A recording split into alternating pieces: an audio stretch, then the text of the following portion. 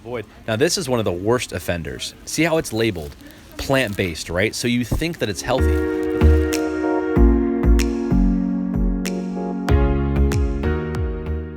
Are you ready to level up?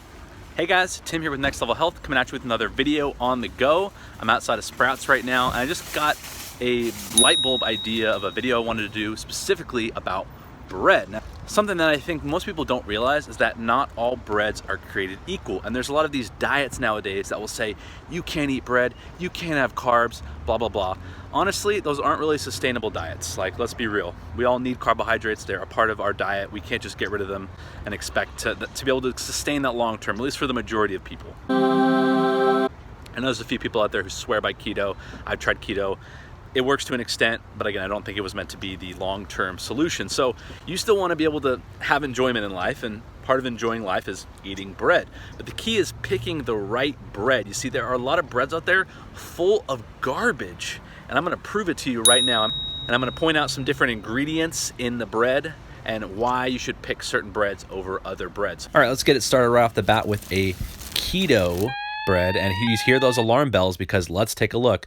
We've got soybean oil, which is a vegetable oil, very high in omega-6 fatty acids. We've also got multiple preservatives underlined in yellow. We also have xanthan gum, which can cause some digestive issues.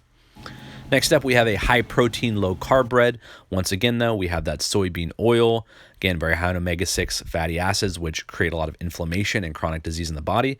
We also have soy flour as well, which is typically processed and genetically modified. Next up, one of my favorite brands, Dave's Killer Bread. On this one, we do have some added sugar as well as molasses, which is essentially more sugar, but we have some great ingredients as well. We have flax seeds, sunflower seeds, pumpkin seeds, quinoa, and poppy seeds, which are superfoods and a really great source of fat, protein, and fiber. So this is one I would definitely recommend. But let's take a look at Dave's Killer Bread again, just a different version. And you see, we still have that added sugar, but now we're adding in the canola oil as well. So we're adding in, again, that omega-6 fatty acid oil that we do not want to consume really much at all and are pretty much prevalent in everything. All right, this is a pretty popular brand, pretty delicious. But once again, what do you know? Soybean oil. We have citric acid as well, which is a preservative that can also affect your teeth. And we have soy lecithin, which is a bit controversial, but does contain soy and is a food additive that can have harmful effects in some people. Or wheat, a pretty popular brand. Let's take a look. Once again, we're dealing with added sugar. We're dealing with soybean oil once again. That citric acid is making another appearance. And of course, we are ingesting soy because of the soybean oil. So soy in itself isn't terrible, but like I said, most of the time it's GMO and most of the time it's highly processed. It's tough to find soy that's not. All right, let's take a look at some wheat bread here. We've got added sugar. And again, we've got a vegetable oil. We just don't know which one. It doesn't say. So regardless, vegetable oils we want to avoid. Now, this is one of the worst offenders. See how it's labeled plant-based, right? So you think that it's healthy, but this is the worst bread so far. Look at this. We've got palm oil. We've got sunflower oil, canola oil, soybean oil.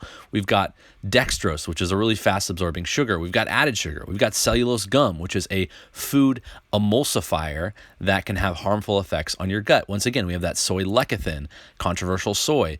So look at this. This is supposed to be healthy because it's plant-based, but it's terrible.